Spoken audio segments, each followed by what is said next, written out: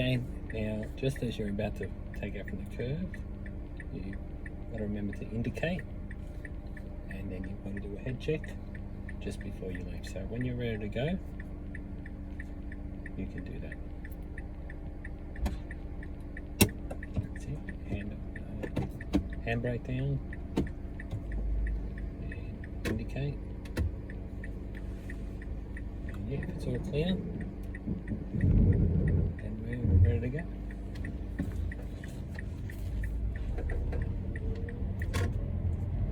And that's fine. Now just always remember that obviously that when you're driving, it's a 10 and 2 on the steering wheel.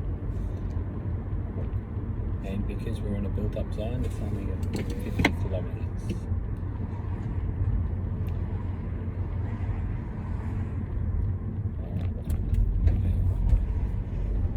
It's important to remember that when we're in a street, is that we've got to be able to observe and sort of have a bit of a perception about what's coming actually out of the road as well. If there's kids playing or there's parents, and obviously we're coming down to a T intersection and we want to turn right.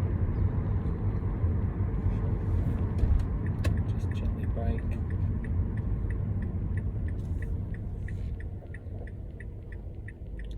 So clear, and that's fine.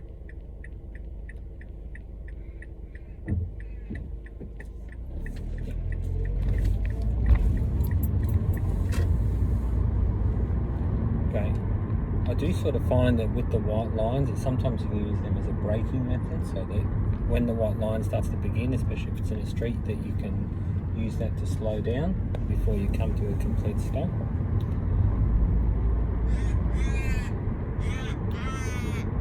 And obviously we've got speed humps here, so as we're coming to it, you want to have your foot off the brake before you're actually onto the speed hump, so you can sort of roll over, and if you need to, just to gently accelerate over.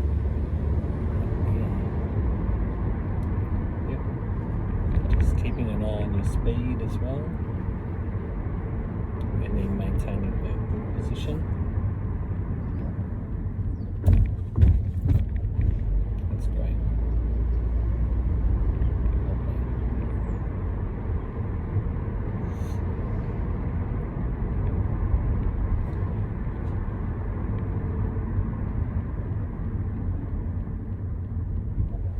Great. Now also you know that when you're on the road, there's what they call lateral positioning, so that you've got one side of the road and then the other vehicle has the other side of the road, and then we do stay on the side of the road that we're meant to be on. We've got another speed hump just here. How's that going over the speed hump?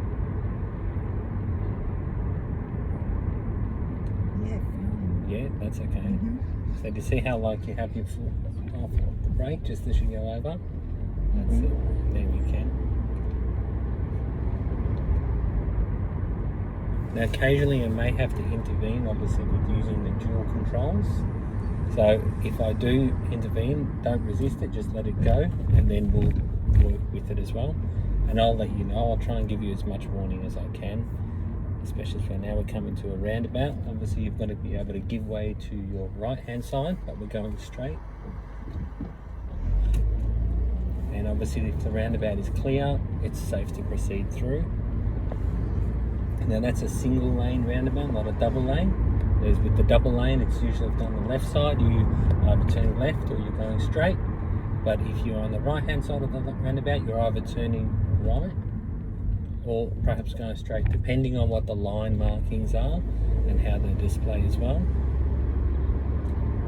We've got a bus stop here with pedestrians just waiting for the bus. And we come into a little island. Gently slow down just a little bit as we come to the island as well.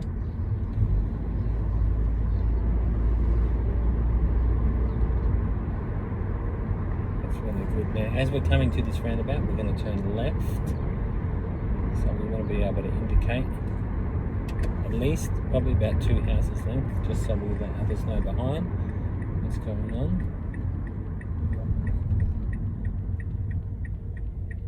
And that's good. It's all clear on the right hand side and safe to proceed.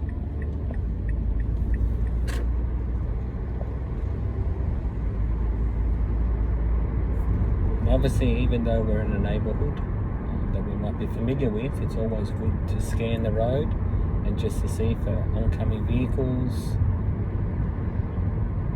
Right now, to the end of the street, we're going to go left. Actually, sorry, we'll turn right.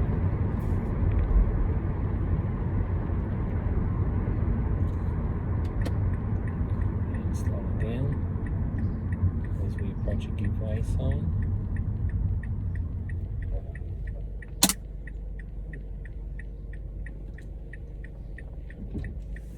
Great, and it's all clear, and it's safe to proceed.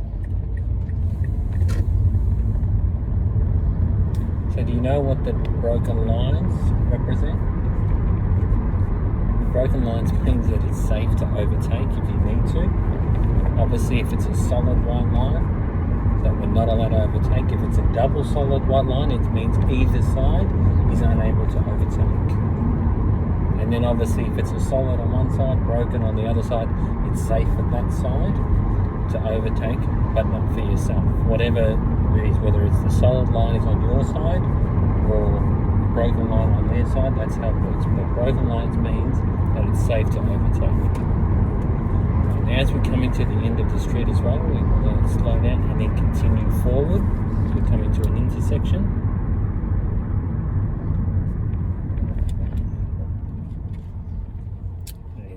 Scanning and looking to our left and right. We're pretty right, safe to proceed.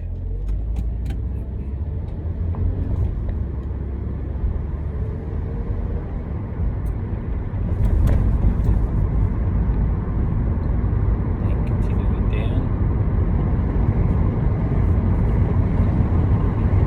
Just going, how's the speed going there? Good at the time. You're maintaining the holding position as well. Right, left. Oh, sorry, 10 and 2.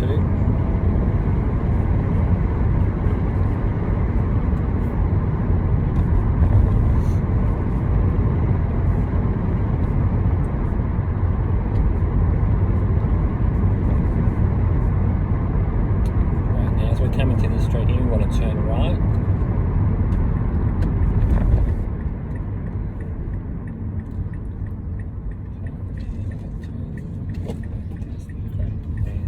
It's a 50k zone, it stays in on the signs as well.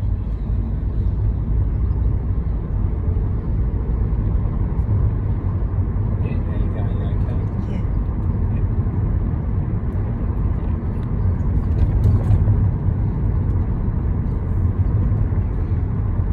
Now this is a street with no lines, so it doesn't mean you can drive in the middle of the road. It means you still got to stay on your side, but irrespective, it's that in a sense we can imagine if that line is still there, that we've still got to stick on our side of the road because we've got oncoming traffic as well. And we're turning right, just here.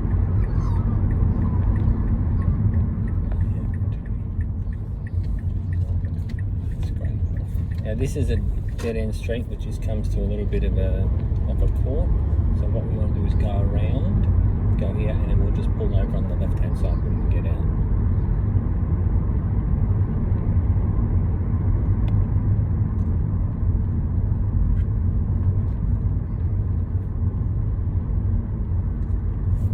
You do know that even as we're driving, we should always check our mirrors every 3 to 5 seconds or so, just to look back. We've got a van that's reversing, it's coming right out. That's great. Now realistically, he should have given way, you had right of way, Yes. but we don't want to force right of way. But sometimes it is safer, better to back off, obviously, if you want to avoid a collision.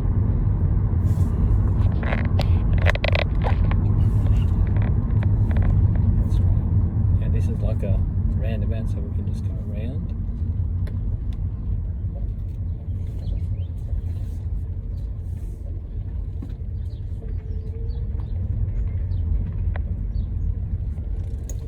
Fantastic. That's great.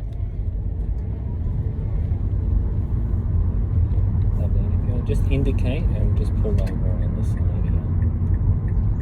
That's it. And that's it.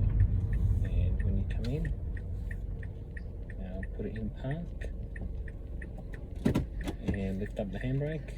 Excellent, fantastic, that's great. There's no kick when you pull the handbrake, so we squeeze it and we keep